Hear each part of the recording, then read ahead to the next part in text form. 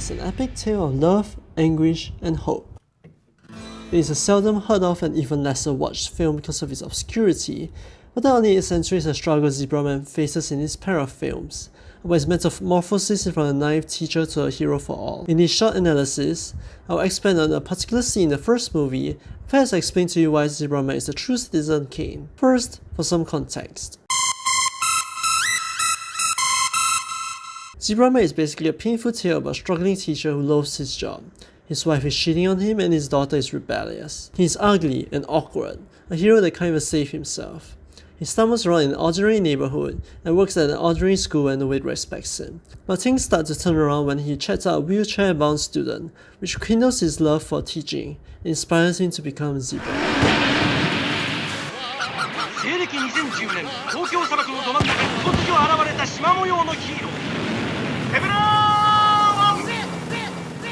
A character from a fictitious TV series. At first, he just wanted to give the student a nice surprise. On his way to his house in his costume, he encounters the villain, a man wearing a crab mask. It is here we can safely pause and explain to you this fantastic and well-made scene.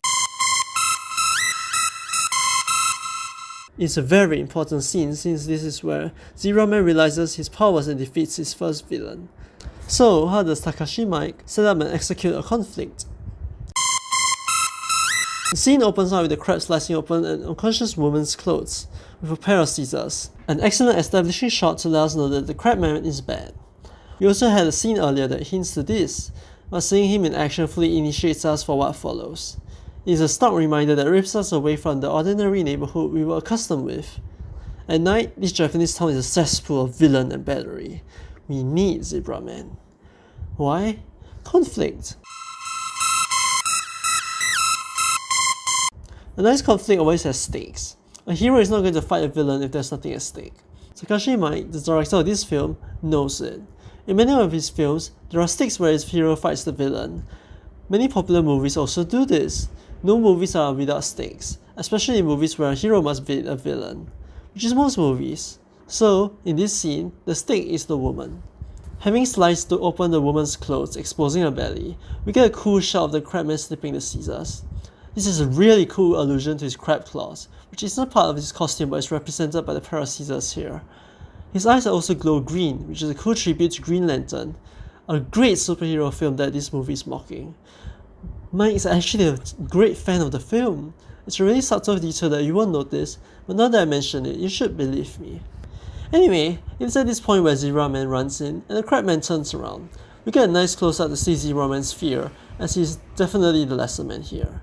Next shot, we see zebraman's point of view of the crabman crouched over the woman. Even though zebraman is standing, the crabman's eyes is level with his, which signifies the size of the man. As we watch him stand, he gets even taller. Miike is trying to make zebraman seem even smaller than he is, and boosts the power struggle. No way. Crabman then walks closer and says, "Who are you?" while snipping his scissors menacingly. We then get an over-the-shoulder shot of the crabman. We're now a spectator to this fight. Now that we've experienced what zebraman is seeing from his point of view, Miike allows us to take a step back and watch the conflict happen. As a spectator, a bystander. It strips power from us and makes us helpless. The fact that we're behind the crabman too makes us feel wrong. We feel like we're taken and held hostage. We root for zebraman to liberate us. Unless you can only see zebraman back slowly, turn around, and then announce his name nervously. Zebraman. You're made to think, is this guy going to be our hero? Crabman draws closer and gestures that he can't hear, to mock our hero, who repeats what he said. zebraman. We get another quick point of view shot, with Crabman features clearer and more definitive. Its harsh lights and unnatural gives the scene a more surreal feel. We start to hate the Crabman even more, seeing the grotesque details of his mask. Now the shot changes back to third person, and we see that both of them are really about the same height. Now that they're so close, you can see that zebraman has a straighter posture and shines brighter in contrast to the crabman. Here, we see that zebraman is indeed the hero and crabman is the villain. And we can also see the fortunes finally turn, and we get a refreshing sense of hope for zebraman himself. We see that he's standing firmer and has a better chance. Miike essentially used camera tricks to trick us into believing that zebraman is inferior, to give us tension and excitement in this brief period. The clever use of angles and different points of view has illustrated clearly the dynamics between these two. So again, the scene goes, Crabman bad, zebraman stumbles in, zebraman small, and now zebraman holds cards.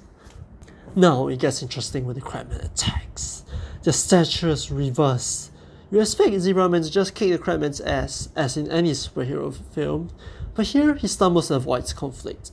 The Crabman is now standing straight while slashing, while zebraman ducks and avoids. Now the smaller man once again. At one point, he's even lying on the ground. So, wow! In just one quick cut, Mike has tricked us once again. Zebraman is not winning. Remember, he hasn't discovered his powers yet. So this false sense of hope lures us into a sense of security, only to remind us that Zebraman is just an ordinary school teacher. He's terrified and has just started a new life. He knows nothing about fighting. He's not a hero. Not yet. Next scene, the camera is set lower as Zebraman claws away and the music swells. The Crabman has the power now. We are tucked away behind the cinder block, helpless as we watch our hero weep and cry. But it's not over, not by a long shot. He gets up and a dramatic zoom accentuates this change. We look from the Crabman to the zebraman. They're now level, a fair fight. This is it. The zoom shows that we're focused, it's not all over yet. We are targeting the villain. We are holding our senses. It's a fresh breath of life. But then, watch how the scene plays out.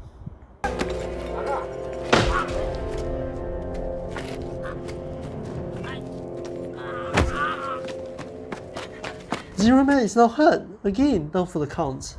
The second standoff has not worked. His dry delivery of shows that he's not given up, not just yet. He's gone through 2 rounds as in the boxing match. First he has avoided hits, the second he has absorbed them. The transition shows that he has grown stronger and tougher, from running away from his problems just like he had before, to actually confront them. A beautiful comparison, shown in a few fleeting seconds. Mike has a crazy attention to detail and it's taken a few watches to fully understand the impact of this scene. Anyway, a neat close-up of the Crabman's face shows his intent and allows us to study his mask in close detail.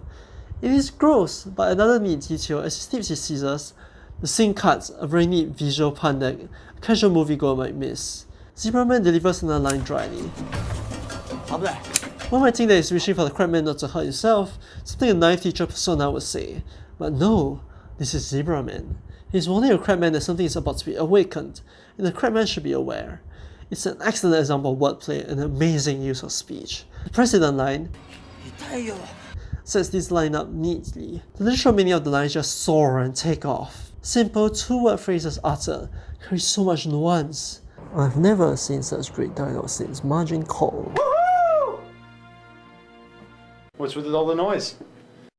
Caught the big fish. Yeah? How big was the sale? $1 million. Awesome, man!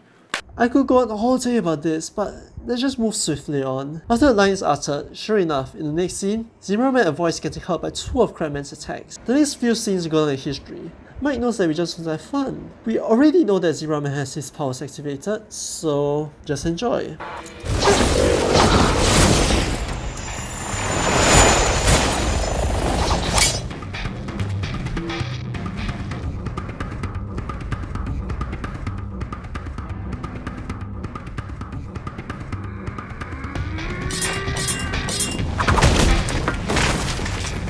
Now, let me reverse a little and just touch the final bits of this scene. Just before Zebraman lands his first hit, we see Crabman running down the ramp to meet him.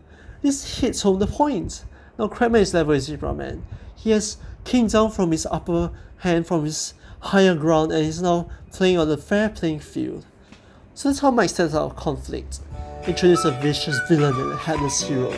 Play with perspective and layout of the scene so the hero seems even more helpless. Trick the viewers into a false sense of hope. Finally, make the payoff happen. Bring the villain down and elevate the hero, and the rest is history.